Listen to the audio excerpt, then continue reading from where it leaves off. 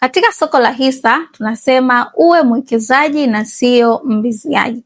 Na leo tutajifunza characteristics za mwekezaji makini katika soko la hisa.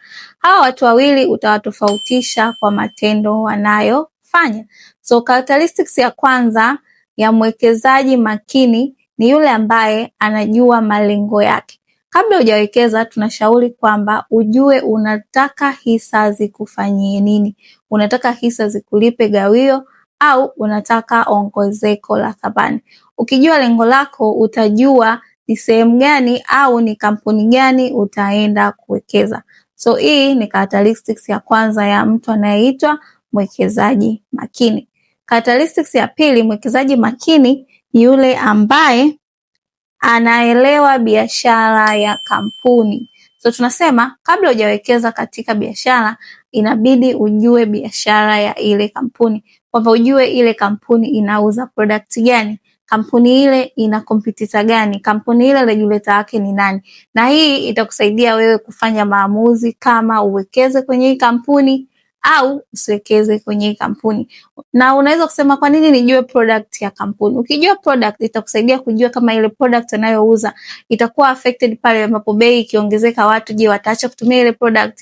Namaanisha watu wakiacha kutumia ile product na wewe kama mwekezaji mtapata hasara. Lakini kama kampuni ile inauza product ambayo haiwi affected na price, kwamba hamna alternative, watu lazima watumie hiyo product, then hiyo ni kampuni nzuri kuwekeza na itakuguide wewe kufanya maamuzi yako ya uwekezaji. So kabla hujawekeza hakikisha umeelewa biashara ya kampuni. Huyo ndo tunamuita mwekezaji makini. Characteristics ya pili, ya tatu ya mwekezaji makini ni mtu ambaye anajua kutofautisha kati ya bei ya hisa na thamani ya hisa.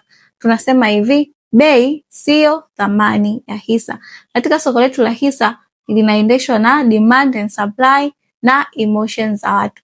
Ukijua kutofautisha kati ya bei na thamani ya hisa itakusaidia wewe kupata faida mbeleni, kwa sababu unanunua makampuni ambapo yapo undervalued, ambayo in the future yana expect kupata ongezeko la thamani.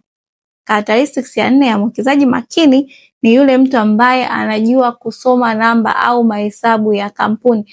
Usiwekeze katika hisa kabla hujaanza kusoma mahesabu ya kampuni ile, kwa sababu tunasema kama unafanya vizuri huku kwingine, then tuna expect kwamba ujue kusoma mahesabu ya kampuni. Na characteristics ya mwisho ya mwekezaji makini ni mwekezaji ambaye anajua dividend policy ya ile kampuni. Ile kampuni inagawa dividend mara moja, mara mbili, mara tatu, na hii itakusaidia wewe kufanya maamuzi yako sahihi. I hope umejifunza na wewe utakuwa mwekezaji makini na sio mviziaji katika soko la hisa.